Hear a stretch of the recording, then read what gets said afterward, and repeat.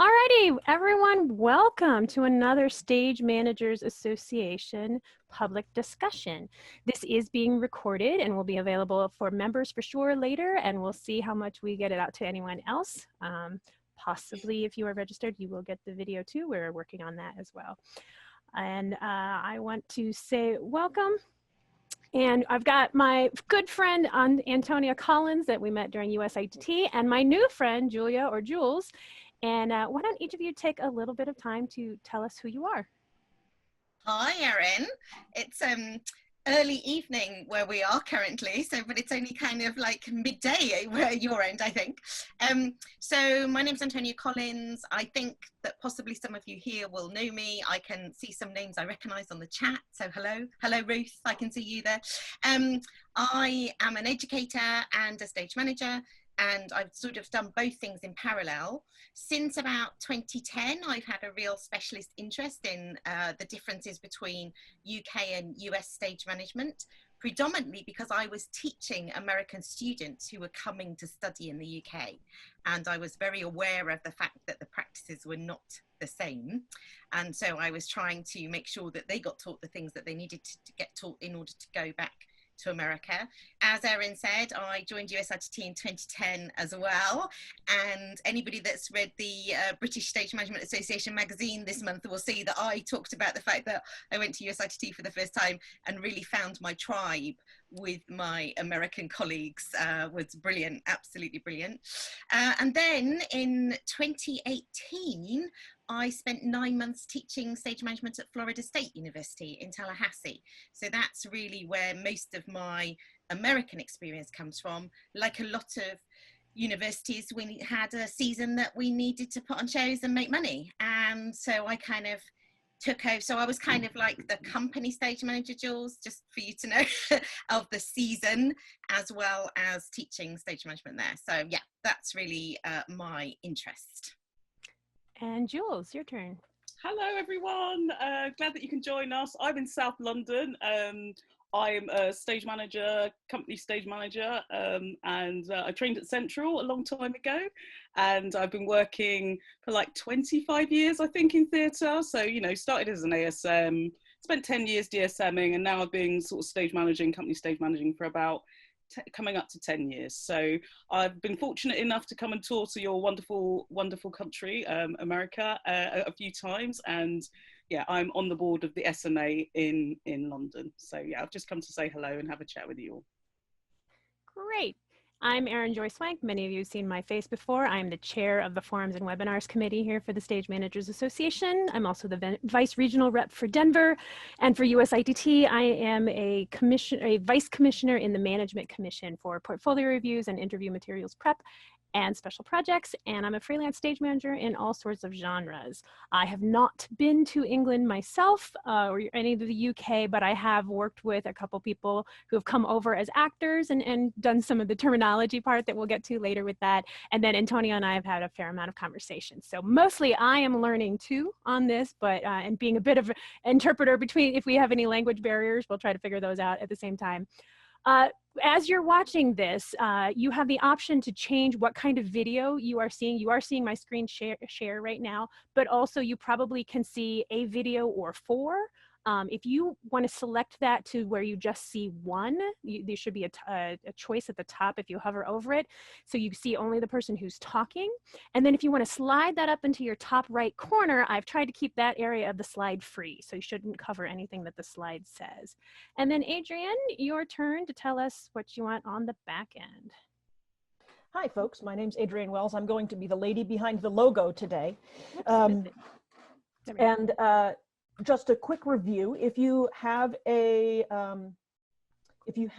question for the panelists or need a clarification, we ask that you use the chat feature. I'll be keeping an eye on that and bring up anything that's pertinent, and I'll help to answer questions that you might have technology-wise, so it keeps us from disturbing the larger flow of this fine forum. If you have called in, which I think it looks like everybody's on a computer, but if you're calling in, phone participants can select *9 and raise their hand, and we'll call on you to be recognized to ask a question. Just a brief background. I am the corresponding secretary for the Stage Managers Association here in the United States, and I'm also a freelance stage manager myself. So unless there's anything further housekeeping wise, Erin, I'm set to go off into the wild blue yonder. Great. This is a first for the SMA. I set up a poll. So I'm going to try this, launch polling. We're just curious, hopefully that should have popped up for you. Just curious, how many of you are from the United States? How many from, oh, it's working because people are putting, yay, first poll. Woo! Brand new. And while you're waiting, my fancy star background, for those of you who are SMA members, we have a postcard exchange going on in the Facebook group, is a Google Doc link to that. And the very first postcard I received, I said, hey, wouldn't it be fun if you talked about webinars? And the very first postcard I received suggested that perhaps I should use this as my Zoom background. So that's why you see the fancy starish sort of background today. So join that postcard exchange if you can. All right, so 76 have voted, and 82% are from the US, 17% are from the United Kingdom, and 1% are from another country. And 18%, oh, I could share the results. Look at this fancy button too. There we go. 18% say yes, they've worked in the other country, and 82% no. So I just thought it could be an interesting little statistic to see what our background is here. All right, I'm going to stop sharing those results. And for a little bit of setup, these are broad sweeping gestures. We are only 3 people. We do have a whole bunch of experience between us, but there are only 3 of us that are mainly talking, and mainly the 2 of them. And we have an hour to fit this in. We are doing this as from a background of being, I'm going to mute this person. Thank you. So if, we are doing this from the background of looking at it from an American perspective, just so we're all on the same page. So we're going to talk as if, assuming you know most of the American version of how we generally do things. If you don't, you'll pick it up in reverse, I'm sure. But even our different gestures, when we were talking, Jules gave her impressions of touring the US, and she was talking about these major buffet spreads that she always got. She was very impressed, and Antonia and I both like, well, we're on the wrong US gigs. So we all have very different experiences. And as Antonia would say, there was a lot to unpick here. So let's get started. Who wants to, we're gonna start sort of at the bottom. Not that they're the lesser, but you know, the lower paying, let's say, rung of the structure, and work our way up. Anybody want to start with what an assistant stage manager does? Well, shall I go first? Mainly because this was my pick, because in my experience, the thing that has caused the most discussion has been the separation of the job roles. And the thing that has caused the most, you know, you are joking, surely not, as definitely the one. So we decided, when Erin and I and Jules talked about it, that we should start with the staff structure, because that's the bit that, if we don't start there, we'll never get going. Do you want to show the next slide? There we go. So ASMing in the UK is often all about the props.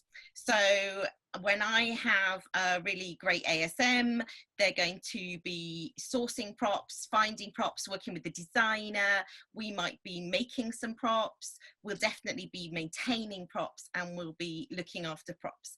And anything that involves an actor with a prop, we'll be handing off the prop to them and looking after everything props related. So it certainly helps when you're an ASM in the UK to be quite creative. I think that's a fair comment.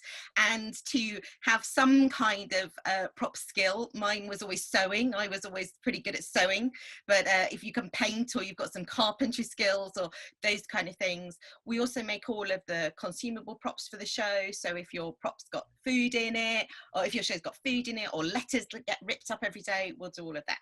So, which leads us niffly to the question that Erin has popped on the bottom: is there a props master? Well, there used to be. So in the UK, 30, 40 years ago, it was more as you would recognize in America. Certainly when I first started working, we had a props master. It was great. There was a whole props department and I could go there and I could go and get props from them. But as the years have gone on, the props all came over to the stage management department. Now, clearly, some props are going to be way beyond the capabilities of your average assistant stage manager, in which case then they'll go out to a props company or a props department who will make them. But the short answer to is there a props master is mainly no. And one of the things that was joyous in America was having a props master who I could send him an email and say, can you get me this tomorrow? And he would rock up with said item and say, there you go. And it was absolutely joyous. So yeah, it's good in the UK if you like making things, sourcing things, finding things, and probably extra bonus points if you're a bit of a history geek also helps the situation as well. Go on, Jules.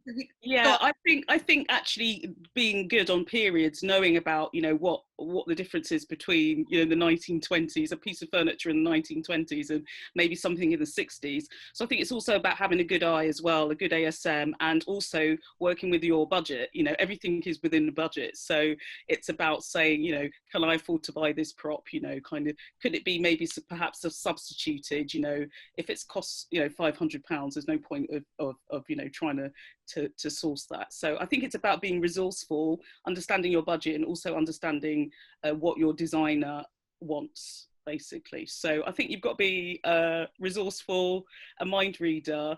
And what I love about working with ASMs is that normally technology, they're much more advanced with technology than I am. So they're bringing. Sounds like that's true for both of you. My favorite ASM is she's excellent at the IT. She can always make my laptop connect to the printer, which is excellent. I always require that extra service. It's just like, you know, that they'll have new ideas and they'll be using apps and they'll come up with things like, you know, letting go of paper. I mean, I love paper and hold on to paper. So I find that working with younger ASMs, usually they are younger, not always. I think you're always learning from everyone, but yeah, that's why I enjoy learning new things. You know, they've maybe recently graduated, so they always can teach you something that perhaps you don't know about. And I know Antonia had talked about that, of course, if you're a young ASM, you may not have the Rolodex for those of us of an older generation, or, you know, the list in your back pocket of all the places you could get something. So sometimes the whole department may be helping to source some things. That's right. And you know, some stage managers really love props and furniture and others don't. And I'm one of the ones that does. So, you know, probably for my ASM, I'm a little bit annoying, but also I've got a much wider range of experience, frankly, just by being older. So I might know where a prop is lurking where they don't know about, just because I've done the show before or I've needed that thing before. So yeah, I'm going to just answer Gavin's question that I can see in the chat. Do ASMs go at all to rehearsals? Yes, Gavin, sometimes they will, and certainly closer we get to the end of the rehearsal period, but yes, they are running around. And Sharon's also added in, there's also often a prop supervisor. Yeah, and that's true too on a much larger show. So, you know, it's like Erin said at the beginning, this chat is going to be a sliding scale of things. So yeah, and we were going to say that we're kind of focusing on what is your middle range, I think is what we kind of decided, which is your sub rep contract. Is that correct? Yeah, well, that's the kind of contract I work on the most. And like they're all people I know who are all in the chat. Mark has popped in to say ASM's generally always in rehearsals. Yeah, again, you know, just depends whether you've got more than one. If you've only got one, then they're out properly. Always be rehearsals, yeah. And also, we've got this arranged, so we're going to go through all of the parts, and then we have a whole other section that we're going to focus on who's doing what in rehearsal and all that. So some of those questions can wait until we get to that section too. We will be covering that in a bit more detail. So first we're going to present the people. I can't remember if there's another bullet point or if we're moving on to the next slide. Let's see what happens. There we go. All right, DSM. Jules, do you want to take this one? About the deputy stage manager. So yeah.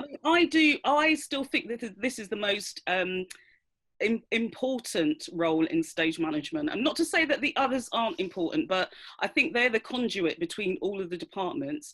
And I think that it's about being very focused and being very good with detail and passing on information. You know, I think the difference between a really good DSM is actually that they're very good at passing on information and never assuming that, oh, actually that detail might not be important. So I think that they have a way of shaping an entire rehearsal process and also performances as well. And you know, the wonderful relationship that they have with the director and also the actors. I think it can really make or break a rehearsal process, depending on your DSM and kind of how they work. If they're, you know, positive and upbeat and yeah, dedicated, I would say.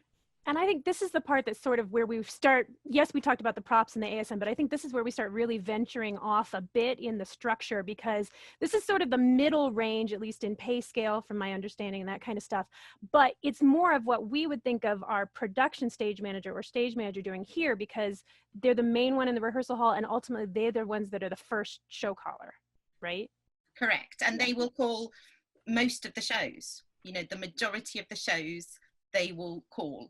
And I think the first time I had this conversation with David Grindle, who is the chief exec of the USITT, he was like, what do you mean that the person who calls the show doesn't have the job title of stage manager, that they're not the head stage manager? And I think that's the bit that kind of people find quite difficult to comprehend, that we have this extra person, but they are like glue, like Jules just said, they're like glue with the director, and their relationship with the director is so critical to everybody else in the team as well.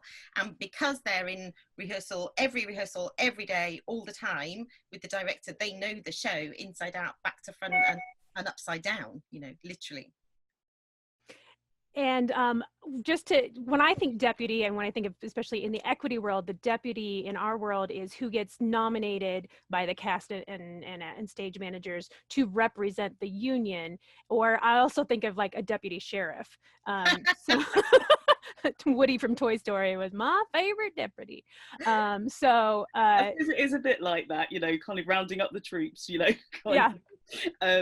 Yeah, I mean, that's the thing about the thing about the titles, you know, assistant, deputy, you know, I kind of believe that everyone, okay, it is, you know, it's how people get paid, but everyone's role is equally as important, even though I said I think the DSM has, like, you know, the most important role, but I think everyone's equally as important. So even if you're an assistant or if you're the deputy, you're just doing a different job, but your roles are equally as important if you want the whole structure to work.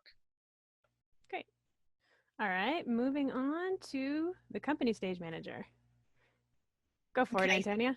Well, that's both me and Jules. You've got two CSMs here. But so our job is to, you know, you definitely recognise our role in the sense that we are responsible for the company and the welfare of the company. But the CSM role means that you also probably run a wing. What's the word, Erin? We got confused. Well, yes, because you were calling it a wing, and to me, a wing is like just the specific. There may be several wings on one side of the stage, and you were referring to all of one side of the stage as a wing. Yeah. So I will run one side, and my ASM will run the other side, and we'll, you know, run scene changes and hand off props to actors and all of those kind of things as well. So that is, you know, the DSM role and the stage manager role are kind of a blend of both, you know, both of those make the PSM role. But yeah, it's not that, I don't think that role is that different. And of course, again, like the props department thing, we used to always have a company manager and a stage manager, but on the contracts I tend to work on, which you're right, are called the sub-rep agreement, it's one role now. So on a bigger scale show, again, you would have a company manager, a stage manager, a deputy stage manager, several ASMs, but in the middle scale, then that job has been blended together. Are CSMs deck managers? Yes, I'm going to go with a yes to Susie on that one. Yeah, Mark Shell have just said that.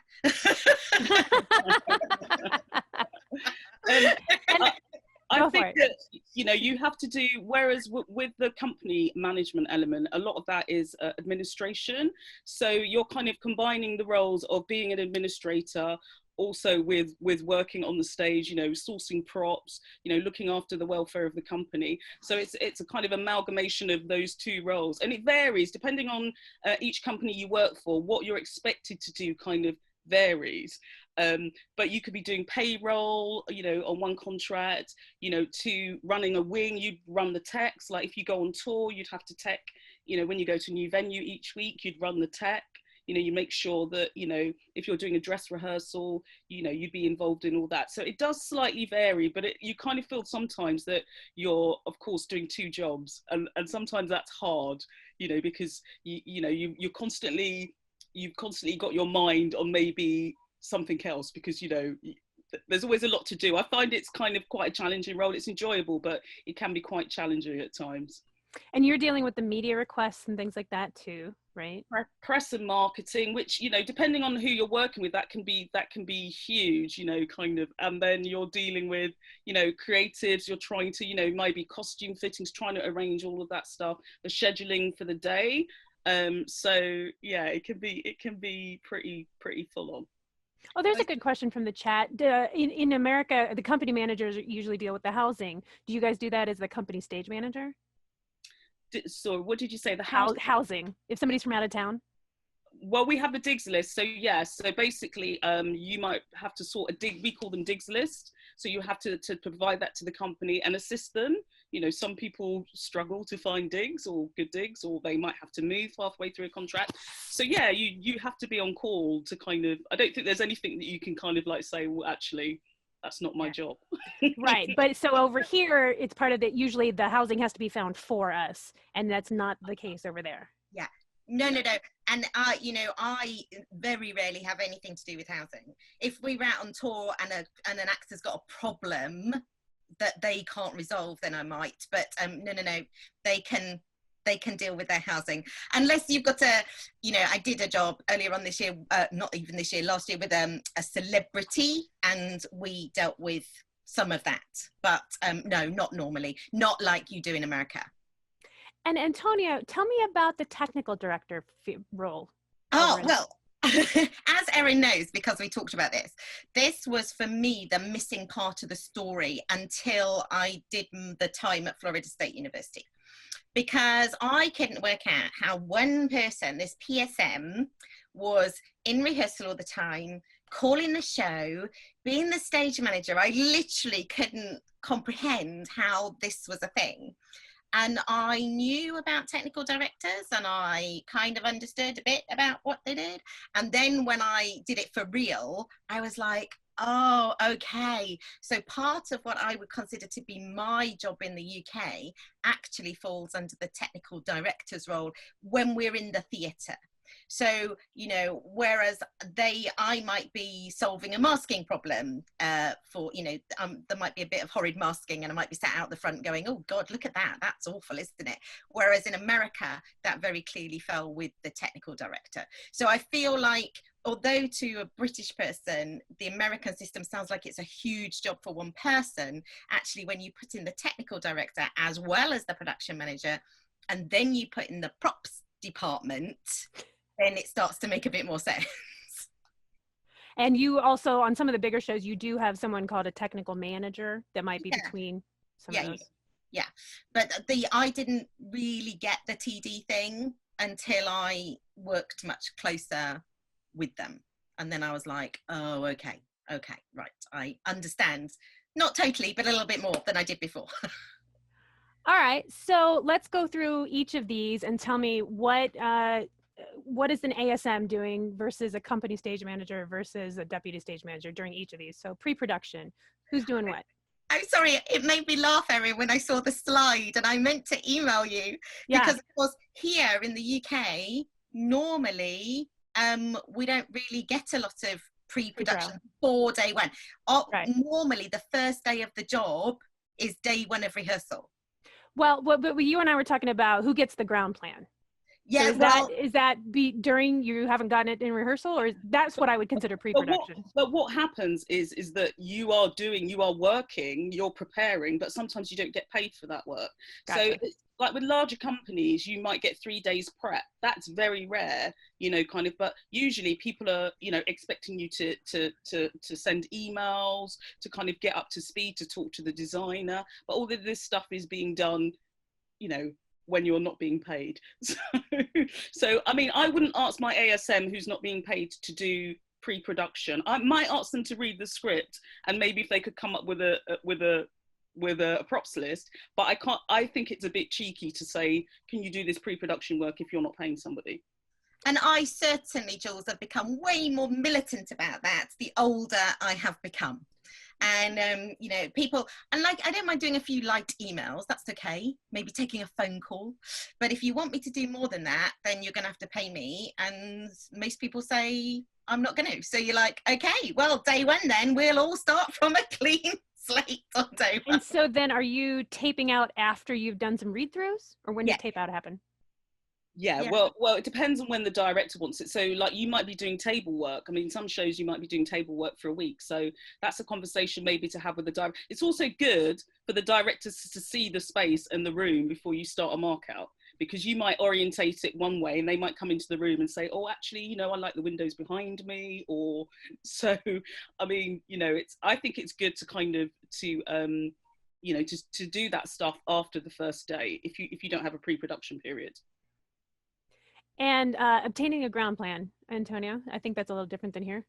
Well, I had to go, and normally I have to go and get my own ground plan printed out of recent shows. Mainly, I think because the production manager works off the ground plan on their computer. And although I can look at it on my computer to actually do the markup, the tape out, then I need a plan. I need a real plan. But also, I think it's invaluable to have a real plan when you can have it, having it in the rehearsal room and sticking it on the wall so people can actually see it. I am trying to not use as much paper as I used to, but that is the one thing that I still require in my life. So yeah, that would come from me, and then I can work out what points we're going to put in and what we're going to do. But like Jules said, I never rush with that, because I've made that mistake before where I've done a markup and then directors come in and gone, oh no, I don't like the room this way round, I want to do the other things. Thanks very much. So yeah. I would expect the production manager to supply me with a ground plan. I don't, because it's massive. Normally if it's done to scale, if it's like a 1:50 scale or a 1:25 scale, it's massive, and I don't have a plotter at home, and I'm not going to go to a shop, to have it printed. So it's really for the production manager's responsibility on the first day of rehearsals to come with a ground plan. And that's what I would expect from a production manager. And when you said 1:50 and 1:20, that's metric scale versus our 1/4 inch, 1/2 inch ground scale. I mean, maths isn't my strong point, but it's basically 1 in 25. So 1 centimeter equals 25 centimeters. So yeah, I'll let you convert that. No, I'll tell somebody else to look it up. Can we just pick up a couple of questions, Erin? Yeah, go for it. Yep. Adrian asked about prepping the scripts, contact sheets, calendars. So scripts normally come, the companies that I work for, the closest, they've got some in-house staff, so they've got a production assistant, so they'll do all of those things and they'll collate the contact sheet. We're not quite as obsessed with calendars as you guys are, so is the honest answer. But so that thing will come from an office. And then somebody else, sorry, I'm reading Mark's comment in block capitals saying metric all the way. Well, we'll okay, Mark. Thank you, Mr. Shale. But then Lynn's asking about a general idea of the schedule. I mean, that's a bit like saying how long is a piece of string. For a play, maybe 4 weeks rehearsal, then a week in tech, then you're open, but that's literally, I've just hit the middle ground of something there. For a big musical, well, it could be months, couldn't it? So, but yeah, generally, I'm roughly working 40-ish hours a week. I'm going roughly 40. The contracts kind of do 42, 43, depends. But stage management, the first in, last to leave. So, kind of usually, yeah. And oh, I had a good question and then it just went out of my head. So we'll continue and I'll get back. Oh, I know what it was. And we were going to talk about this a little bit later, but it sounds like, especially with in regards to the scheduling and the contact, there seemed to be your version of opera and our version of opera, from the little bit I've talked to you guys, seems to be relatively the same. And so it seems to be more on that sort of an opera scale over here, where there may be a scheduler, at least before everything starts, somebody else pulling the scripts together, the scores together, that kind of. So to me, that's a little bit, for those of us here in the US, it's a bit more in the prep version, like an opera world, going in a broad general term. Yeah, no, I think you're absolutely right, Erin. And also your opera and our opera are way more similar. So, you know, in terms of the differences, they come up more, I think, in plays and musicals. But opera is very similar. You would recognize a lot of the things there, for sure. Okay, so let's talk rehearsal. We've already talked that the DSM's the main one in the rehearsal hall. What else is going on? What are the others two doing? Depending on the scale, running around finding props. And as Jules said, you know, sometimes the budgets are pretty small. So, you know, you might find the perfect item, but you can't afford it. And you know, so it's finding ways around that. So working closely with the designers, doing that, and also then assisting the deputy stage manager with anything that they need.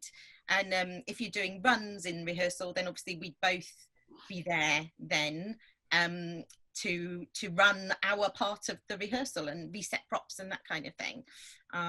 So yeah, that's sort of, like say, in the middle scale, that's kind of where you're at, really. And the DSM is creating all the paperwork to start with, at least, and then you had talked to me about using Google Sheets so that you can all be on the same sort of page, but the DSM is pretty much starting all of that, right?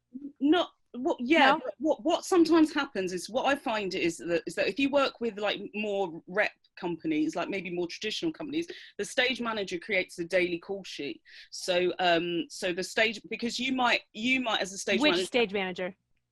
The stage manager or the company stage manager. So you might create the daily call sheet because you have an idea of fittings that might need to happen, media requests that might need to happen. So call sheets, it's not always the DSM that does the daily call sheet. Sometimes it's the stage manager with the DSM. But usually the DSM generates most of the paperwork in the rehearsal room. And I was telling Erin about my newfound love for Google Drive or Google Sheets, because the show I've just been doing, which we were in a very luxurious position because we rehearsed the last 2 weeks before we went to stage in a rehearsal room that was the size of the stage, and we had the set in there and everything.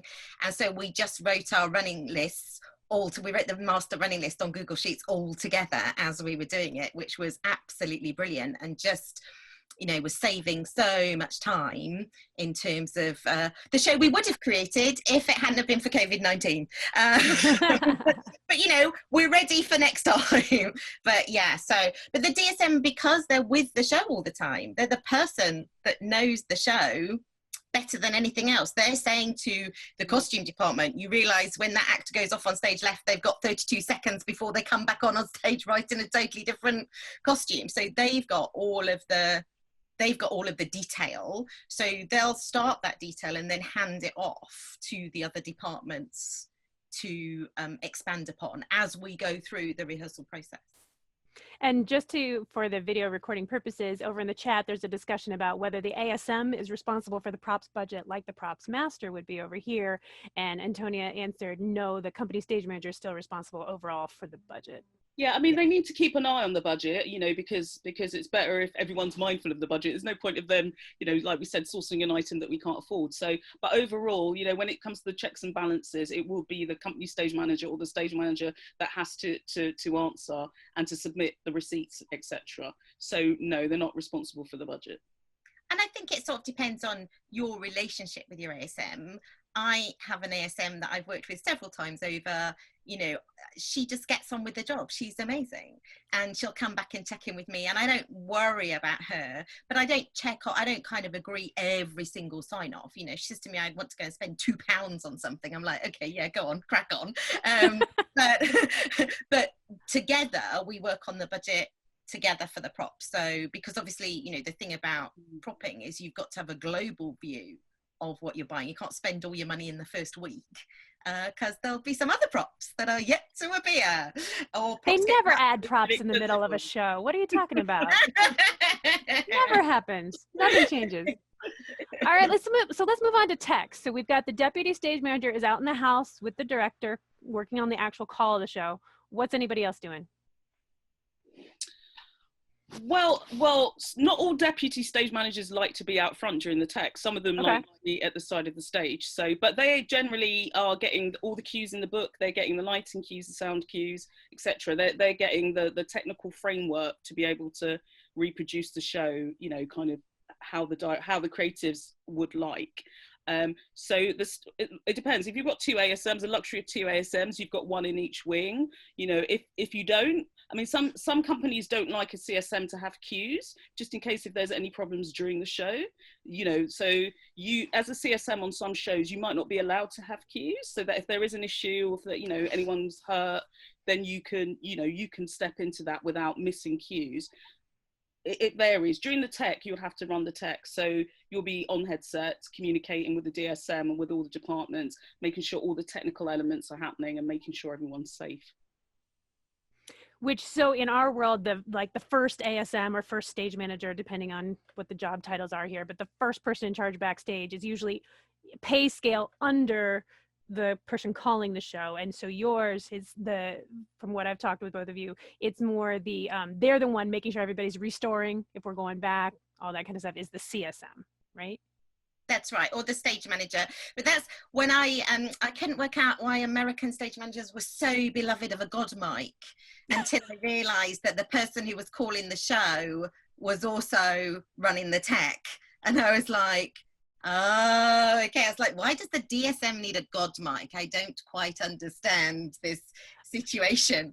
But yeah, it's because, of course, to us, that would be 2 separate roles. Not that I don't like a god mic, but I was like, why is it so essential? And then I was like, oh, because that person is actually resetting the stage and telling people where to go back to and those kind of things as well. So yeah. Let's see what else is on my list. Anything else? Oh, and then for tech, you're also doing, again, more of the TD roles from over here. We talked about a lot of these. Oh, what do you say? What's your phrase when everything is ready to be restored? Oh, you mean the standbys and thank yous? Do you? Yes. So I'd like to preface this by saying because I'm old and I've been doing this a long time, my terminology is still quite formal. So when we're ready to restart, if I'm running the tech, I will check on comms, that my DSM's happy, everybody's happy. Then I'll say, stand by please, so-and-so, so-and-so, going back from Mr. So-and-so's line, this. And then there's normally a pause, and then we'll say, and thank you. But that's the way that I was taught to do it when I was a baby stage manager. And I was saying to Erin, we might get onto this later, but you know, muscle memory is a terrible thing because you're so used to doing it that way. And I did a 4-hander play before Christmas, which was so much more, you know, casual and quieter. I often work on musicals, and on a musical, you've got to kind of have way more command in terms of your tech. And in the play, we just spoke to people using their first names. You know, be like, stand by, Jason, we're going back from this. Is that all right? Yeah, all right, whenever you're ready. And it was so much more casual, but it was quite hard to do because my muscle memory wants to do the whole stand by, thank you thing, but it didn't need it. And so if you're backstage, are you just yelling all this out because you don't have a god mic? Oh, well, in a smaller theatre, I mean, you'd be on stage. You'd be on stage. Yeah. The moment you stop, straight out. And yes, I have had a god mic, and no, I haven't. You know, it just sort of depends on the sound department and how they're feeling more than anything else. I find that it's just another thing to hold during the text. I mean, it's, you know, you might have your script in one hand and you might have your iPad or your notepad, or, you know, because you're making notes and stuff. So it's just another thing to hold. Sometimes now the headsets, you can actually have a microphone on your headset. So if you press like select a button, you can talk to the house. So that's quite useful. But I'm working with some deaf actors. I'm working with 2 deaf actors, and we didn't quite get around to doing our tech. But you know, the things that we're used to you know, we're used to speaking. They're not going to hear that. So Yeah. you know. I'm really looking forward to when we do get around to tech in the show, you know, how we tech, you know, and how, you know, I deal with that, bearing in mind that we have 2 actors that can't hear. I mean, there's light systems, and I don't know if other people have worked with deaf actors, but yeah, I think it, like Antonio was saying about muscle memory, you know, kind of you always tend to go back to what you know, but it's really hard to kind of break that. So I'm just looking forward to the challenge of working with 2 non-hearing actors, and how I get them to stand by, you know, how I make sure that they're safe without them being able to hear me. And we've already said that sometimes they don't want the CSM to have any cues, but otherwise, we have a question in the chat. Are UK stage managers that are on the deck actually doing the shifting of the props or the scenery, or you have other crew members? Sometimes you might have to, you know, kind of, it depends. Hopefully you've got some crew, but sometimes, you know, it's just quicker to maybe move a bit of furniture yourself. So it depends. If it's a massive scene change and you have to reset, then obviously it's like you need the team and you need your crew. If it's maybe a case of moving a chair, or, you know, it might just be quicker for you to do it yourself. Like Jules said earlier, when we're in tech, when we're planning the cues, I always try and make sure I'm the last person to be used, because I need to be the freest person in case we've got a problem and I need to solve it, or I've got an understudy on, it's never been on before, or those kind of things. On one of the shows I did recently, I was the person who loaded a revolver, because that was better for continuity, that I took that responsibility. I had the training, but that was literally the one thing I did in the show. So yes, like Jill says, if you have to, then yes. But if you, I always try and put myself in last. I'm always kind of looking for who else is free who can do that cue before I have to step in to do it. So, because again, on a lot of shows, you might have an ASM who is book cover. Erin and I talked about this, didn't we? It's coming up on a slide. Okay. But on the shows that I've been doing recently, if my deputy stage manager had gone off sick, I would have been the person that needed to go and call the show, because I have the most experience at calling. So we were a 3-person team. The last couple of shows I've done, we've only had 3 of us. And so the plan would have been to leave the ASM backstage, get somebody else in for the ASM to tell what else to do. And I would step up as the caller, because I had much more calling experience than the ASM. So that's also why it's better for the CSM. It was better for me not to have too many cues to deal with backstage, because I was the cover in that sense. So. And when you're telling them that we need to take a, stop what we're doing, what do you say? Hold? Do you say stop? What's the general word that either of you use? I say, stop there, please, you know, and I tell them why we've stopped. I think I was always taught that, you know, if you have stopped, just say to people, we're holding for lighting, we're holding for sound, so that people kind of just have some sort of sense, because actors like to shift about during tech. So, you know, They do? If you stop for that lighting, happens over there too? The poor lighting designer's trying to light them, and they've wandered off to have a chat with their mate, you know, kind of.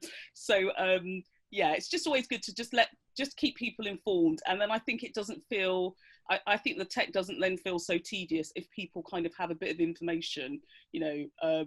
Yeah. I occasionally tell small lies as well. I might tell them, you know, not what is actually happening, because, you know, I might tell them what I think they want to hear is happening, you know, kind of, because sometimes there could be discussions going on cans that could get quite heated between creatives. So, you know, if we have stopped, I might say to them, oh, you know, we're just having a chat about, you know, something, a lighting cue or something like that. So, yeah. Can we just answer Susie's question a minute? Sure. Yes, we do have production managers exactly the same as yours, but the production manager will also have part of the technical director's responsibility normally. So there we go. And then also you were talking that offline that a lot of your shows are not built in-house, but more like ours are. A lot of times we'll have our own scene shop or whatever, and so more of reason for us to have a technical director, but there might be somebody who comes from that building shop over for tech, and or if you're on tour, there would be like a master carpenter type position. Absolutely, Erin. We used to be the same as you. 40 years ago, every theatre had a full-time acting company, a stage management team, a props department, and a scene shop. But mainly they have disappeared now. So yeah, a lot of the stuff will be outsourced to a workshop to build for you, and then they will send somebody who will certainly do the first fit up with you. So, as a result, do you end up having do you guys do a lot of rental? Like, are there scenery that people share with each other? Not in professional theatre, no. Okay. That tends to happen a bit on pantos, and perhaps that might happen, that you rent your set, you rent a lot of your props, and it's something that gets put into storage at the end of the year. But that doesn't normally tend to happen, because if you can hire furniture, but there's always the risk that something might get damaged. So it depends on the show, really. If you're doing a nice three-hander and not much is happening, and your furniture is not going to get damaged, or the props are not going to get damaged, that's fine. But if you're doing kind of like maybe a musical where it's fast scene changes and people like dashing in and out, you might want to consider about hiring things. And I'm pretty sure it's the same the world over, though. The designer says, I want a table that's like this, shows you a picture. You then find the perfect one to hire. The designer says, oh, no, that's not what I want. I want to have it made. So, I think that kind of is probably a similar scenario everywhere. But yeah, no, there's not like that concept of hiring stuff in the same way that I saw in the States, no. And so terminology things, I was going to get to hiring later, but you hire objects, whereas we hire people is the main time we use the word hire. Yeah. So putting that out there, it's renting, hiring. And then in the briefest, can you explain what a panto is? Because we pretty much don't have that here, at least that term. It's I mean, apparently it's a very British, it's British, and also the Germans, I believe, do have their own version of it, but it's like a weird fairy tale kind of story. It's usually based on like Dick Whittington. It's normally based on some sort of fairy tale, and it kind of happens around Christmas time. We're starting to get a few of them over here. I know of a company that does it a couple of places, especially there's a California-based one. So ours are often based around like a Peter Pan story or something like that, Yeah. I mean, it's basically a musical, but that's just far brighter, far kind of maybe more flamboyant than. And is it more? Do they tend to be more like topical to the times? Throwing in modern references? I mean, they do have modern references. So they'll have like modern music. They'll have like, in jokes. Like now, I mean, like at Christmas, if we get to do any pantos, I'm sure there'll be a lot of references to COVID, kind of like, so it's kind of quite a current, in some ways it's quite political, but it's also done with humor. It's for it's for all ages. So children from, like 4 years old can go, and grandparents can go, kind of, so it covers all the ages. And it's a really lovely thing for families normally to go to. And it might be the first show that you ever see as a child. That might be your first experience of panto. It definitely was mine. Yeah, so it's a kind of, if you're ever in the UK, definitely, and you come around Christmas time, definitely go and see one, because it's crazy. And then just a little bit into, well, actually, this could be a longer discussion, performance. And this might go into the sort of the culture of a stage manager over there versus over here. Where I'm going with is the artistic versus the creative versus the technical, logical part of it. It seems to be one of the bigger differences. I don't know if because I can't see the notes we made. Yep. I've no idea where she's going with this now. I was thinking we just do shows like you do shows. No, so this is an observation of mine that I talked with Erin about, that stems from when the first ever time I went backstage on a show in America, which was Wicked on Broadway in 2009, and they were doing a rehearsal. And I was amazed to see the production stage manager giving directions way beyond to what I would consider that we would do. And I talked with Erin about how, you know, we do maintenance of lines and making sure actors are in their right space and, you know, get lit properly and all of those kind of things. But I did see more of what I would have considered to be an assistant director role. And then I realized that she had her name on the poster. And I was like, oh, wow, okay. And so that was, like I say, 11 years ago. And it's probably, you know, the continuous conversation I've had with American stage managers about, you know, do you see yourself as part of the creative team? Do you see yourself as artistic? Do you see yourself as technical? Where do you see yourself in that? And I guess I still haven't discovered an answer. However, I was telling Erin that several shows in the West End now, I noticed, do have their stage managers on their posters outside. So some Americanism has floated across the pond for sure. But yeah, that's I wouldn't give an acting note, if you see what I mean. Not an interpretation of acting note. What I was calling a practical note, then yes, I would give a practical note. But otherwise, if I thought somebody was doing something different in the direction, I'd probably contact the assistant director or the director to come and have a chat or a look, which was a very different thing from what I saw that first time I went to America. So, and if you are doing those practical notes, is it the CSM or the DSM giving that note? be me normally. So the DSM would tell me. They'd be like, Antonia, they missed a huge chunk again. And I'd be like, okay, right. So normally, no, it would normally be me in that sense.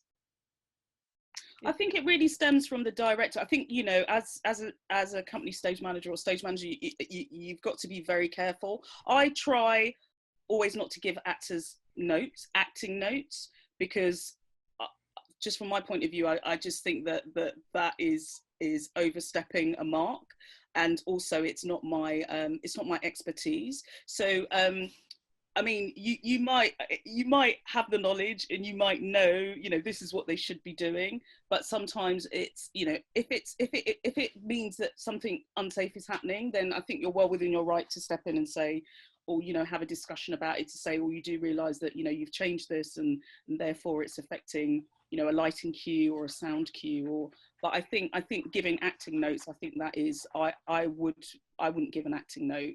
I would have a chat with the director or with the assistant director about that.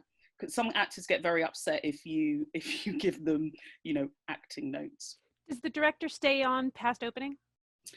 Not usually. Some of them pop in, so, you know, some of them at the end of the phone, but you send the show report, so they read the show report. So that's another way of, you know, kind of, if you have concerns. But I wouldn't put an acting note on there unless somebody did something outrageous and they went completely, you know, off script and, you know, kind of appeared in a different costume. I would put that, you know, on the show report, of course. But yeah, you know, yeah. All right, we have so much more to cover and we are running out of time. So I'm going to move us ahead.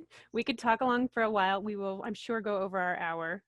But let's see, what's next? Zoe's just made a comment to say they are tasked with giving some acting notes and the actors still get miffed when they know it's their job. Oh, I did have questions come up a couple times, both privately and in the chat. Do you generally call spot cues? The DSM? The DSM. It depends on the show. Totally depends. So if it's not, you know, what I'm going to call an ordinary musical, then often the DSM might call the spots to start off with, and then the spots take their own cues after that. On a big arena show, then you've probably got a separate spot caller in that sense. You know, if you're in the realms of 6, 8 spots, then you've normally got somebody who's calling spots separately. So. But yeah, so but it just totally depends. There's no standard. I wouldn't say there was a standard answer on that at all.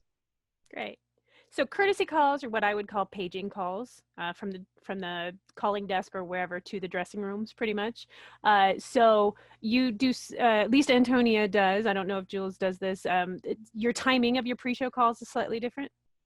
I guarantee we do the same thing. Okay, great. No, because in America you do them to the right time, and with us we're always 5 minutes ahead. So, and that's so confusing. Like when I worked in America, because it's just part of your muscle memory. You call the half, you know, you call the half at 55, 5 minutes to the hour if you've got a 7:30 show, whereas you would call it at 7 o'clock. So it's just so it's so inbuilt, but you call it as you don't have the 5-minute window, whereas we have a 5-minute cheat, but you don't have that in your system. And how many do you do pre-show, Jules? We do the half, we do the quarter, we do the which five, is 20. yeah, which is 20. Yeah, we do the 5-minute call, and then we do beginners. Okay. But what happens is sometimes if you've got a show that has a pre-show, I mean, sometimes it gets terribly complicated because you might have a show that has a pre-show, so you have to have maybe a half for them and an actual, it just gets confusing. The first time that I did a show in America and the stage manager called the half at 7 p.m, I told her off for being late. Because meanwhile, I do some of that. I'll call the half at exactly half, but my 5 minutes to places is at 7 and my places is at 2, unless it's an opera, and then I add another 5. I was like, why on earth are you 5 minutes late? What are you doing? But yeah, I've got no idea. I did have, since we spoke, Erin, and I'll tell you something I've learnt when we get to the appropriate slide. Oh. I have read the only PhD written about stage management to see if there was any clues about why we call everything 5 minutes early. And no clue at all. Because I was like, why do we do that?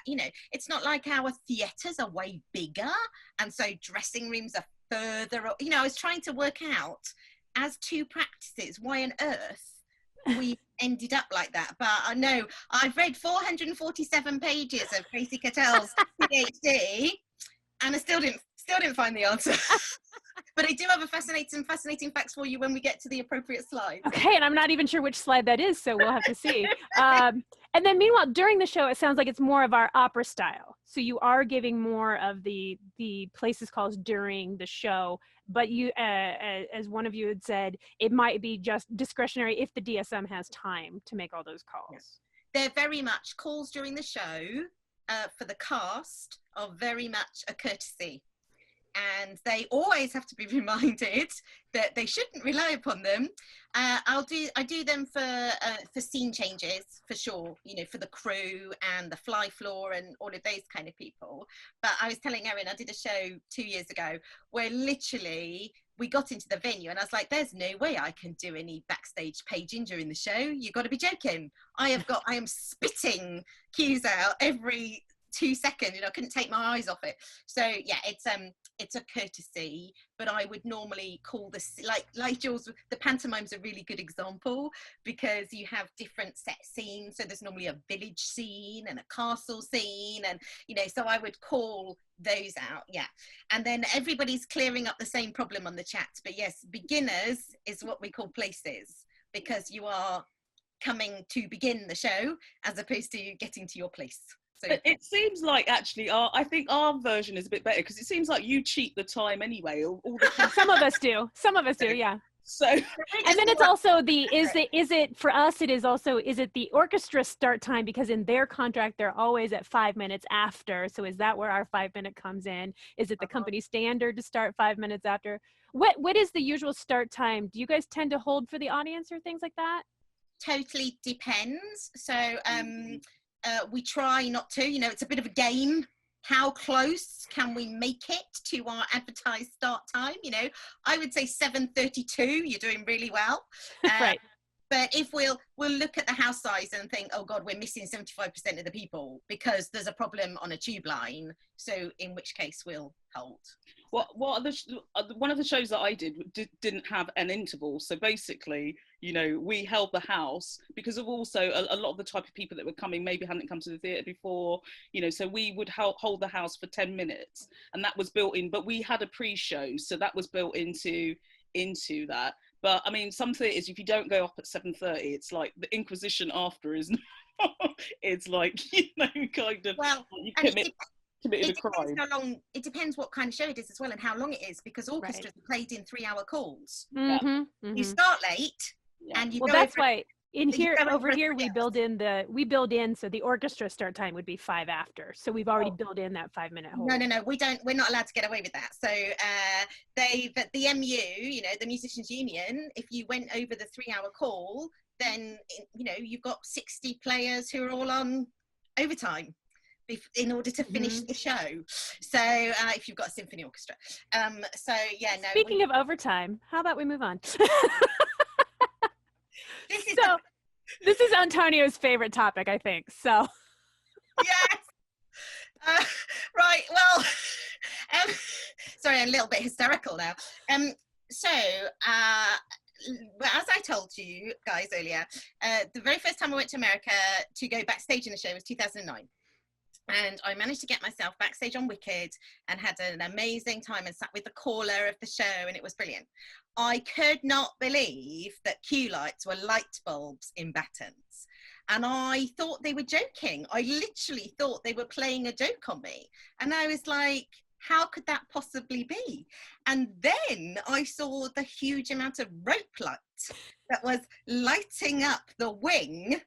Literally, as Erin said in the notes that she typed, like a theme park. And I was like, yeah, like a theme park, because I kind of think a lot of UK lighting designers would be like, don't even think about putting that on.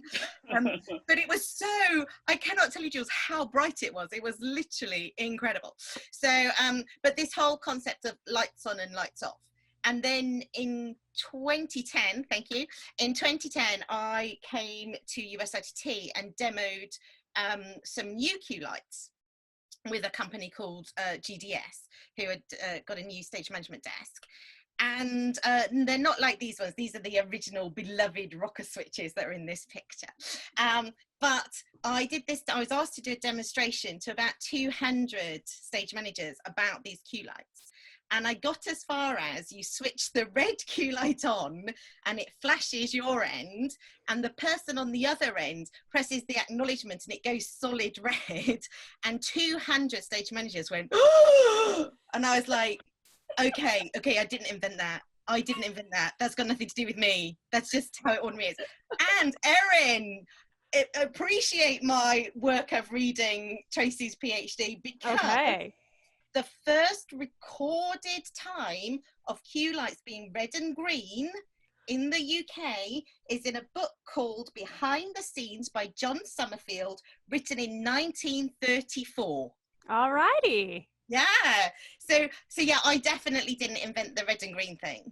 That has been in existence in the UK since 1934. So I'd just like to clear that up with anybody that still believes I invented that, because I didn't. But yeah, so what you're seeing here on the picture is probably the most recognizable of the stage management desks, which have the rocker switches. So red for standby, green for go. You can also, you flick them down to press them on, but if you flick them up, the reds, there's a master go, so you can make more than one cue light go at the same time. When we developed the GDS prompt desk, we had to then move to digital buttons, because the cost of the rocker switches was approximately £400 to have manufactured. Wow. So it made the cost of the desk prohibitive. So for all those people that still hate me for going to the digital buttons, I'm really sorry, but we had to do something different. But the modern desk still mimics the GDS one and the Stage Electrics one, which is the other main one we see in the UK. They still mimic exactly this system of the red and green. And we were talking a little bit that it might be also like, we don't usually have, we do have a system called Logic Cue that has the ability to do this whole acknowledgement system and things like that. But it seems like we have more ASMs available to double check, or we're using the different colored lights. But the acknowledgement factor might be because there's not a stage manager right there, so that the actor is saying, yes, I see it, or something like that. That's kind of my guess, Erin, because again, you know, I'm a geek and I was trying to chase down the origin of some of these things. And I think because we don't have that standard of there's always a stage manager there to cue somebody on, that we developed the cue light that has the response to it for exactly that reason.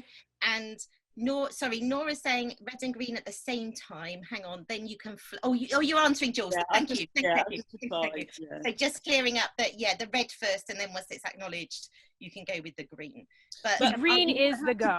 The green is the go, but you might have to, the person might not acknowledge, because sometimes what happens with actors as well, they might be like, you know, having a little daydream, or, you know, kind of, but what's great is that when they hit the red light and it stops flashing, it gives you peace of mind that you know that they're there, they're ready for a cue, because they might have gone off, you know, to a vom that, you know, you don't have access to, you know, so it's a way of the DSM also knowing that you have everyone that you need in the right place once that red light goes solid, and then you can give them the green. Sometimes you have to give them the green before it goes solid, but you have the peace of mind. If it goes solid, you have the peace of mind that there is somebody physically at the end of that light that's pressed that button to tell you that they're there. And you're also using these on the rail, and like where we might have several colors of rope light, you're just resetting the same one, I think. Yes. Red, green, red, green, red, green, and they just have to know which one. That's right, but I want to pick up Studios is saying same for board ops and sound ops. And I was saying to Erin that sound, I'm going to be very rude about sound now, but I'm married to a sound designer, so I think that's okay. They tend to ignore us. They're like, oh goodness me, that light is flashing away again. And so yes, in theory, yes, they will press the acknowledgement button, but you tend to make it on a deal by deal basis with the operators on the show that, you know, you can just ignore me. As long as you know, if they're mixing a show, if they're mixing live sound, you know, they might not be able to always reach if once you've stood them by and pressed the button, because they're too busy pressing all the other buttons that they've got on their desk. So it's a conversation to be had with each operator. I think definitely for LX, definitely cue lights. I wouldn't take them off cue lights, but I think for sound, I think, you know, there's flexibility there. Flies, I would definitely say yes, because sometimes cans don't work, or you might have a really loud scene change, so they might not always hear you call a sequence, and they might bring something in. You call it the rails, they might bring something in, and that could potentially, you know, hurt somebody. So I think definitely cue lights for flies, or the rails as you would call them. There's a whole conversation going on your end now on the chat. That's what's a rope light. I have a feeling that's a UK thing, so I'm gonna just keep moving on, and they're answering it for that. Yeah, because we have still so much to cover, and we're so behind. Book SM we talked about is sort of the understudy show color. Right? Yeah, and on a big show, on a musical or whatever, you would normally have one of your assistant stage managers would have a role that's ASM/book cover, so they would call the show, you know, on a matinee or whatever. So but that's if you have additional ASMs, but so who calls the show if somebody's off sick, because your DSM calls every show normally, or if they're on a day off, that's kind of a negotiation in that sense. But and giving line notes, you give lots of line notes, right? No, no, it's brilliant. We don't do that. Why would we do that?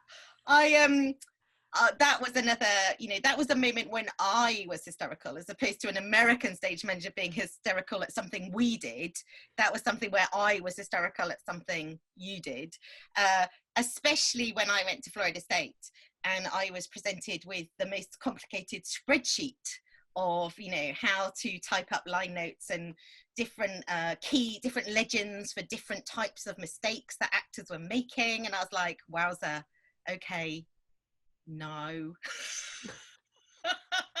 So sometimes we might, you know, I was saying to Erin, you might have a rehearsal where a director says, I want you to pick them up on when they go wrong, or if they paraphrase something, but that's normally a very purposeful moment. Do you know what I mean? Obviously, if you're doing Shakespeare or Chaucer, then that needs to be totally accurate, but no, we just don't do the line note things it still happens, but just not in the same way. And jumping ahead to standbys, I think some of this comes from, at least one of you said that like maybe 90% of the time you're calling from backstage. So you like to do a lot more standbys because you don't necessarily have the board ops right next to you to know if they're awake. Well, that's one of my guesses as to how we got to that. Do you know what I mean? Because like you say, a huge amount of the time we would call from the wing. So you're not next to any of your operators. In that sense. So one of the things I encountered in the States much more was the the fly rail being operated from the deck, whereas in the UK normally it's higher up, it's on the middle level, so you're not The jump rail. For us, yeah, okay, yeah, right, great. See, we're all learning. So you don't normally get that, and you know, lighting and sound are front of house and away from you. So I do wonder whether that's why we're a bit keener on a standby. Because I noticed in some of the chats that we have in some of the Facebook groups that there's a lot of stage managers that say, oh, I don't, you know, I just put lighting on standby for all of their cues at the top of the act. Which, yeah, if it was a super busy musical and you were literally going go, go, go, go, go, but we tend to kind of clump them into section. Also, your board up might change as well. So, I mean, like when I was at DSM, I was kind of quite rigid on my standbys, because you might have a different operator every evening, you know, kind of like, so for continuity, and also like, you know, when your big sequences are coming up, so you know, you usually stand people by at a set time, you know, during your performances. So for me, standbys are really important. You know, like you said, if you know you've got a huge section, you're not going to be able to draw breath and say stand by, then, you know, you just stand them by for how many cues. But I think it's important just so you can kind of keep a rhythm and keep continuity, you know, when you're calling the show. And then Jules, were you the one that had brought up about relaxed performances? Was that your comment to add in? No, I mean, I've done quite a few relaxed performances. I mean, there's debate about actually making all performances relaxed. And what we're meaning is like the sensory friendly, all of that kind of stuff, right? Exactly. So you might have some of the stuff that I've done at the Royal Exchange. It's like a modular theatre, so it has 8 doors. So all the doors are left open during the performances, so people can come in and out. You know, the lightings, maybe if we've got a strobe, we maybe don't use that, tone it down. If we've got any loud effects, they may be you know, kind of quietened down. So it depends on the show. I mean, more and more shows are doing relaxed performances, because sometimes it's just like, you know, parents are always saying, oh, you know, I love to go to the theatre, but since I've had a child, you know, I can't because I can't take my baby with me. So more and more theatres are doing relaxed performances. Yeah. And I feel like more of them are doing here, but as the one-offs, and it sounds like more and more over there, you're talking about doing them for all of them, rather than just. I think there's some companies that would like to push for that, so that, and also making performances accessible as well, you know, kind of.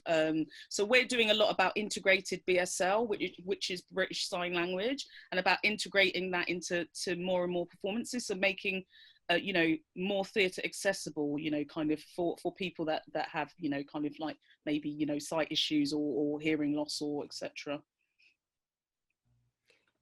Ready? And I hadn't noticed, but you guys took the name actors out of your union, right? Yes, we did. So we used to be called the British Actors Equity Association, and now we're just called Equity. So yeah, I should have researched the date. I should have checked what date that was. I think it wasn't that long ago, but then I've been a professional stage manager for 30 years, so it could be any point in the last. I think it was actually recently, maybe the last 10 years, actually, maybe, that they haven't used the word actor.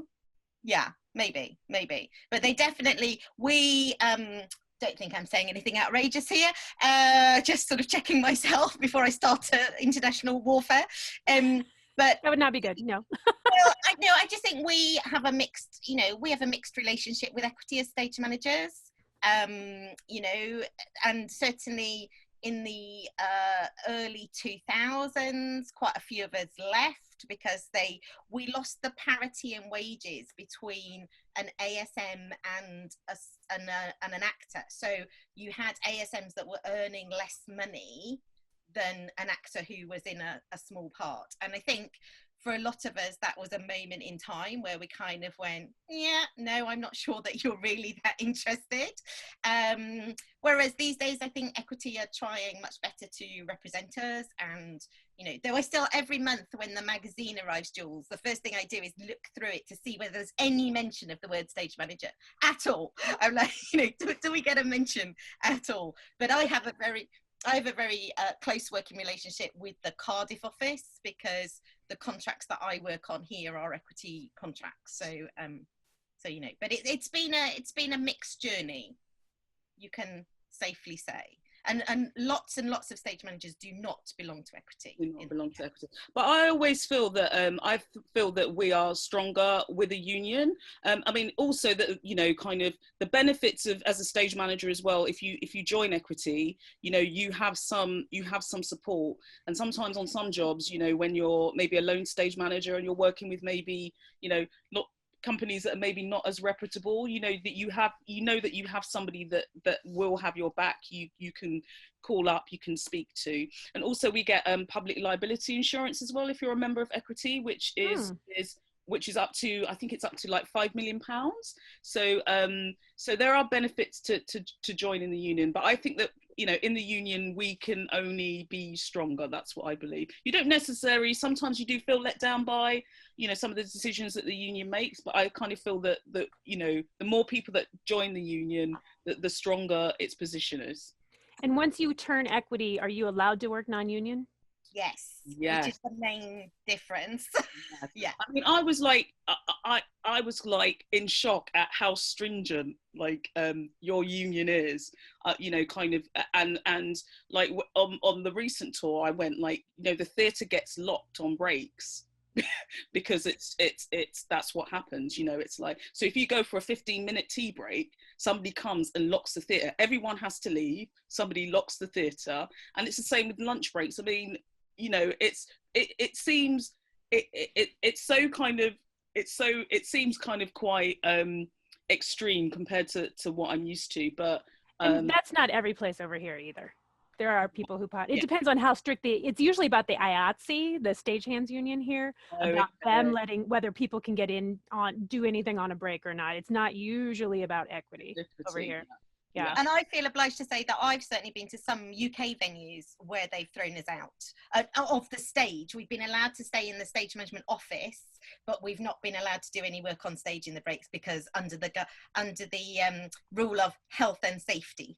So, you know, I think it's different. But my original impression of America and the unions was exactly as Jules is saying. You know, when I first went out there, I was like, am I able to touch something? Can I move that bit of furniture? Is that okay? And of course, what I discovered, just like in the UK, there's loads of different versions of the way in which houses operate. So yeah. Cincinnati is very different than some other cities over here.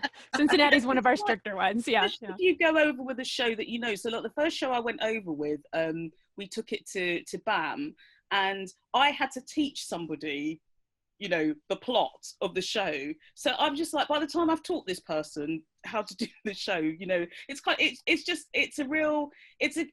because it challenges you to think in a different way. But what I loved is that everyone had their role. You know, this gentleman, he had his wing and that's all he was responsible for, you know, kind of.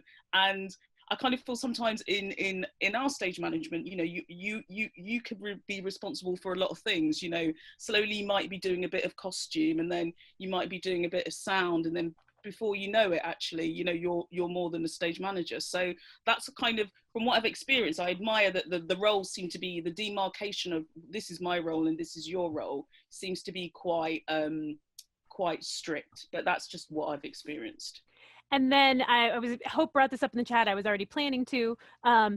I think that part of the whole, with the way that equity treats your stage managers, I think the SMA in the UK functions a bit differently than our SMA here, as more of an advocate for the stage managers that's needed even more so over there. We need it here too, but I feel anecdotally, what I'm hearing is that you have a different sort of a function, because I knew you're on the board there, Jules, for the SMA. Yeah, I think that, you know, the main objective is to support stage managers. I mean, it's to offer training, it's to offer advice, you know, kind of, so and it's a support network and it's a sharing of information. So I kind of feel that that's the SMA's main role. I mean, you know, Ali who's with us is also on the board.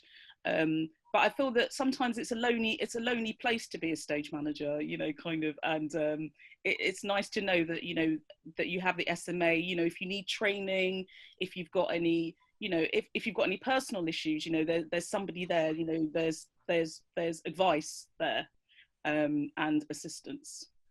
Can I just say something that's, so I want to say something about the Stage Management Association first, because I was on the board for the 10 years from 2000 to 2010, and I always advise young stage managers in the UK to join both, join the union and join the organisation, because together they make quite a good pair in that sense.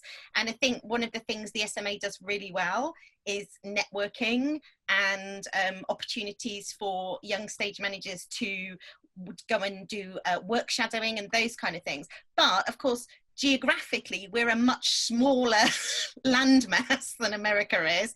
And even then, we still get loads of flack for things being London centric. So, you know, I think it is difficult, but I do think that joining both is really the answer. One of the things, though, that I have been going on about for years is the fact that the two equity unions have a reciprocal agreement for actors, but not for stage managers. And I get that. I get that they'd like their star to come with them to be in the show. But like Jules says, if you're the show caller, if you're the DSM and you've grown that show from its tiny little seed, you know, and you've watered it lovingly and it's grown into this beautiful production, and then you have to hand it over to another stage manager in America, I do think that's wrong. I think that, you know, we should have some kind of reciprocal agreement, and that would work in your guys' favour as well, because it would mean that an American stage manager could come over with the show, and not huge, you know, I'm not talking thousands of people, but I know that the agreement is, you know, one actor for one actor kind of thing, but it's never been the same agreement for stage management. And I think for the DSM, I think that's very unfair. And I was just reminded by myself, nobody brought it up in the chat, but our SMA, so we are the Stage Managers Association, where you are the Stage Management Association, which then when it comes to October 10th causes lots of issue of whether it's Stage Management Day or Stage Manager Day, because you guys started it, so it's actually Management Day. But when we're over here, we're like, it's Stage Manager Day. But one of the beginning parts of creating the SMA over here was when some British stage managers came over. And they got talking about some of the differences and stuff like that. Some of our early founding years, and some of our founders can get into that later, and that's another whole discussion. But I said I was on the board. I'm sort of board member now by being a vice regional rep. But I was on the board back in like 2005, and I'm not sure we've actually had another discussion comparing British in my tenure of being on the SMA. So this is kind of an interesting way to bring it back around after all these years from the 80s. So anyway, little history tidbit that I thought was kind of fun to throw in.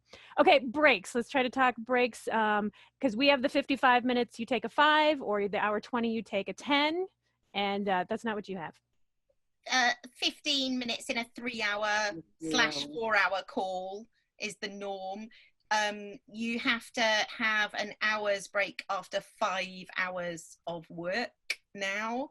It used to be 4, it's gone to 5. In the contract I mainly work, which is the sub-rep, they've taken away the amount of hours that you can work in any one day. That's gone. There used to be a limit on how many hours you could do. Yeah, so like we have a 7 out of 9 or an 8 out of a 10. No, it's gone out the sub-rep now. So of course you've only got a certain amount of hours per week if you're on a union contract, so you just use them all up faster. But there used to be a rule about how many hours you could do in a day, and that's gone now. I mean, this is on a later slide, but I'm just looking at the time and thinking, oh, I know, exactly. But actually, I'm trying to push us through. I loved about working in America was that we didn't have to talk about the breaks. The only thing we were going to discuss was whether we were having 5 after 55 or 10 after 80. Is that right? And yeah. I was like, that's much easier, isn't it? I preferred that as opposed to kind of, tiptoeing around a director trying to say, oh, we need to have a break now. Thank you very much. I loved the clear-cutness of the break. You can do the 5 minute at 55, but if not, all right, well, by hour 20, we are stopping. So yeah. I think most people have already, even though we didn't explain it, fit up and get-ins are load-ins here. Talk to me about prompt side, opposite prompt. Start with those two.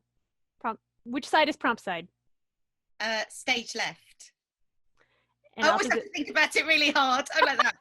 Are you doing the hands up and this is my left? And I know I'm picturing a venue that I know for sure the prompt desk is in the right side, if you see what I mean. So prompt side is normally stage left and opposite prompt is stage right. I don't really hear that terminology very much these days, I have to say. You know, maybe some old scenery that's come out of a store from somewhere might have OP and prompt side written on the other side. Did you, I can't see whether you said it on the slide, but oh yes you did. So rather than swap them over though, if the prompt desk is on the wrong side, then we call that a bastard prompt. So And you pick the prompt side, at least one of you, based on...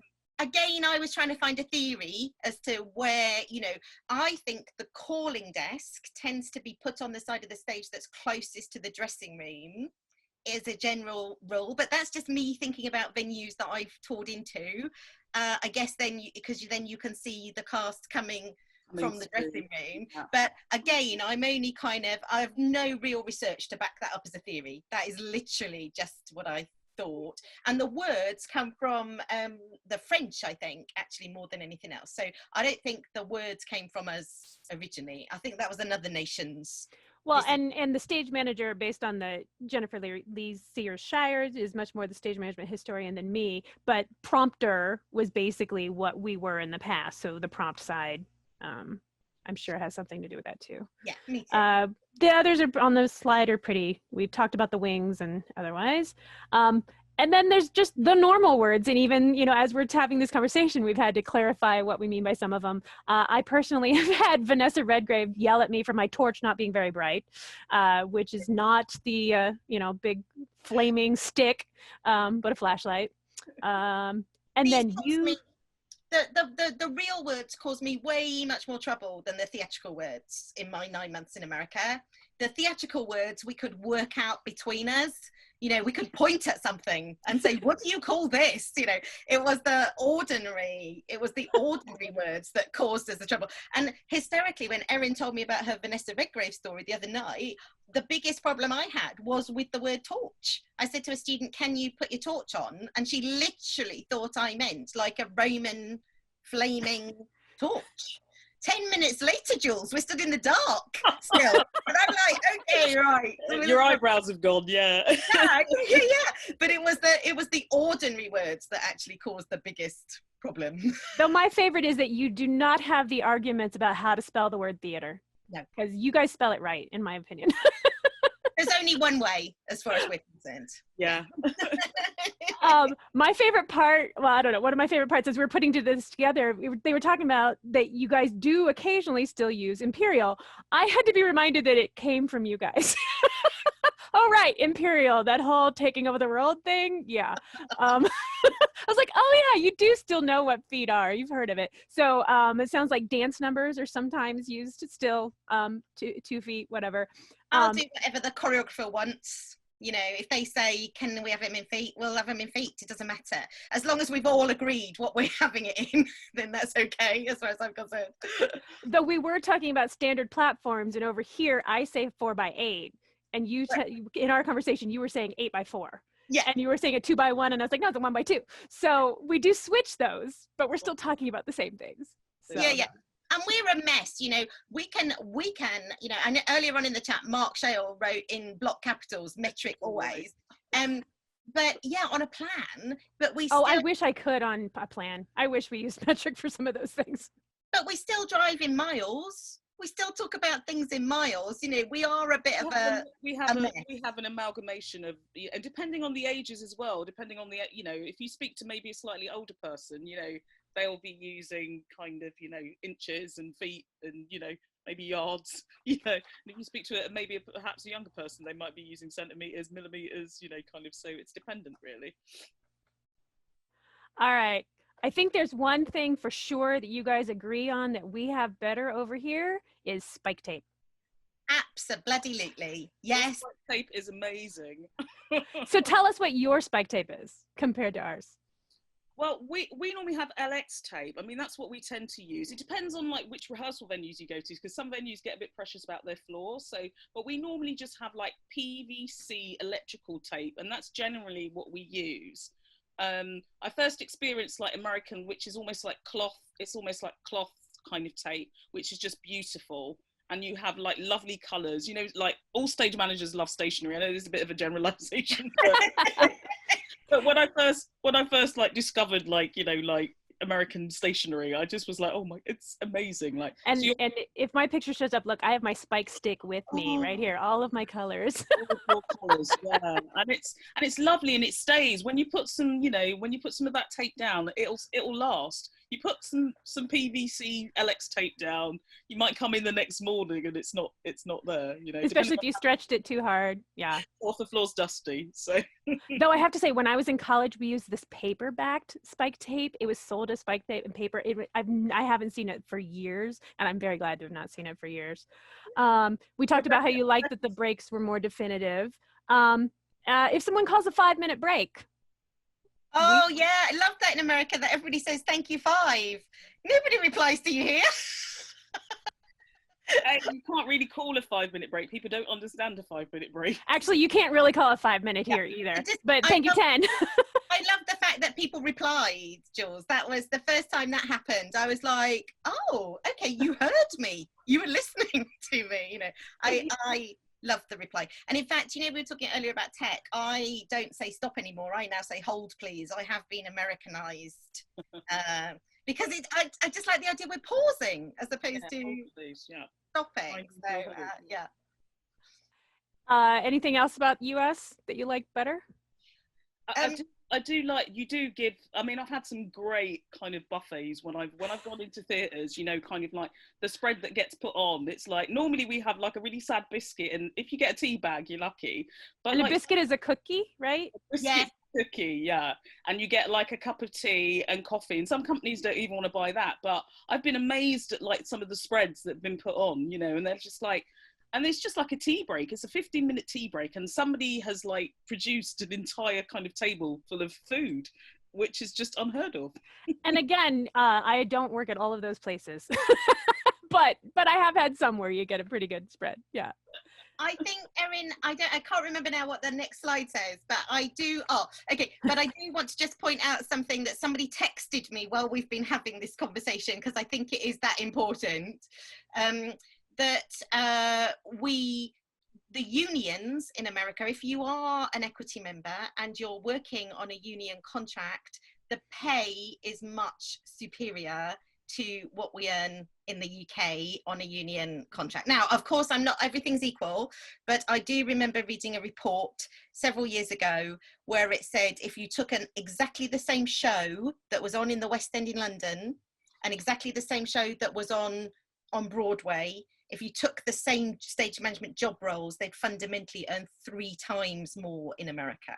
So there are advantages to your unionization that definitely we don't have in that sense. Not that I'm saying the pay is terrible, but do you know what I mean? I just think the difference in the pay scale is and also it doesn't seem to change. I mean, you know, if you kind of, it doesn't seem to change much, you know, kind of. So nobody does theatre in the UK for the money, and I don't know if this is the same in the US. You know, everyone in the UK does theatre because they just genuinely love it. I mean, you know, it is a job, you do get paid, but you're never going to get paid. Some people are fortunate to work on those contracts and those jobs, but the majority of people are earning not a lot of money, but it's just something that they love to do and that they're passionate about, you know. Well, and we were talking about, when you talked about the parity between actors and ASMs, and it is here, a lot of even the actors don't know it, but the ASMs, most of our equity contracts are a bit of a ratio. It varies up and down, but you know, 80% of this or an extra 10% goes to this person over an actor rate or whatever. And so generally speaking, yes, the ASMs get paid more than, at least the same, if not more than the actors, and the SM is generally at a minimum more than the actors, and it sounds like that's not quite necessarily the same over there. No, I mean, sometimes the stage managers will get paid less than the actors. I mean, and that's the whole thing with the equity and the rates, you know, kind of. I mean, there is talk of trying to increase rates for stage managers, but it's, you know, like an ASM, you might be earning £450 a week as an ASM. I don't know what the equivalent of that is. That's $600. $600, you know, you might be experienced, you might have been doing that job for 5, 6, 7 years, you know, kind of. So yeah. And then, of course, there are similarities. I mean, we're all, you know, trying to help the performers get the best of their ability out there. Um, there's a lot of things we do the same. We all have trouble with actors coming back from a break, I think. Things like that. But I think that's why, you know, when I was offered the job, the post at Florida State University, the reason I said yes was because I wanted to go and investigate it further. And actually, I came away thinking, oh, well, yes, okay, we call things some different things. But at the end of the day, we're all trying to get a show on. So, you know, I don't believe the differences are as vast as we think they are. And, you know, a few people are adding into the chat about how much money or not they earned on their last jobs in America. And of course, like everything here, it's a sliding scale. We've got people fresh out of college who are doing jobs for no money in fringe venues. But if you compare West End and Broadway, which is kind of the only safest comparison, if you like, then yes, that's where it's the most extreme for sure. And we've got, just like, you know, we said that the opera over there is kind of the same as ours. So we've even got differences over here. So just go into everything with an open mind. On that note, several people are wondering, if an American stage manager wanted to go over there, do you have any recommendations of where to apply and what is the entry level type of a position?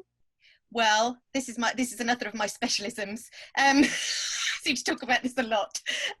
Obviously, step one is the visa. Do you have, you know, if you've got dual nationality, then brilliant. Otherwise, you've got to go for a visa. Here, getting a visa as a stage manager is pretty hard, just as it would be to go to America. I think this is safe to say it works both ways. The only reason I had a visa to go to the States to work was because I was an educator and not a stage manager. But an entry-level position would be an ASM job. So, and it's a very, like everywhere, it's a very close network here. So if you were going to come over and you had the ability to work without any visa issues, then I would certainly join the Stage Management Association, little plug there, because that's the way that you can network with people. We're a very tight-knit industry, you know, people know one another. Jobs are advertised in a variety of different places, including through the Stage Management Association. But yeah, if you were going to move over here and you could work legally, then you need to go and meet some other stage managers to start off with. And the way to do that, I would say, was through the Stage Management Association. Join the SMA, and the SMA has a free list, but basically, so you put your name on the free list and say, this is when I'm available for work, and that goes out to potentially, I think it's like over 500 employers. So people can get the free list. The employers, the producers get the free list every month, and they can look on the list and see who's available. So that would be a start to join the Stage Management Association and get yourself on the free list. All righty. I mean, we are over time, but in my mind, we were going to take about an hour and a half, even though we said an hour. So thank you so much. This has been so much fun. If you can visit thestagemanagers.org or the SMA Facebook for any upcoming webinars. I don't know, we invite you, Jules. I don't think you're part of the Year the Stage Manager, which Facebook group, if you do Facebook. I know Antonia is there if people want to directly message her a question on that. Jules, is there any way that people can get a hold of you? I'll join. Yeah, I mean, I'm not a technophobe, but technology is not my forte. So I'll join, and then you can message me on the Facebook page, or you can find me on Facebook. I'm under Julia Reed, or you can send me an email. I'll leave my details, and you can just drop me a line via email. And I mean, Erin said that already, but most of you guys know how to, I mean, I recognize a lot of names that are in the chat today. Most of you guys know how to find me, but you can either find me through the Bamboo Manager Project, which is my Facebook page, or I'm Antonia Bamboo on Instagram. I am surgically attached to my social media. So yeah, and if there's a question I can't answer, yeah, much to my family's despair, but if there's a question I can't answer, then I can always ask Jules for her opinion, or ask somebody else for their opinion. You know, I'm sure we're a friendly bunch. We're very nice. You know. Oh, and Hope is reminding us that that she's on the SMA International page. So Hope is over the international part of our website. Hope is over our whole website, and I believe we have an international page that I have not checked out very much, but Jules is listed on that too. So, and you can find me on all of the social medias as well. Adrienne, do you have any final words or anything? No. To folks who were wondering, the chat should be attached to the video in some way, but we will confirm that when we work on it technically. It is part of the recording. Yep, great. Okay, thank you so much, everybody, for hanging out with us for all this time. I look forward to our next chat. Nice getting to know you better, Jules. Antonio, love seeing you again. Thank you so much. Adrian, thanks for helping us out. Thank you, everybody, for participating in the chat. Stay safe. Thank you. Bye-bye. Bye. Bye. Thanks so much.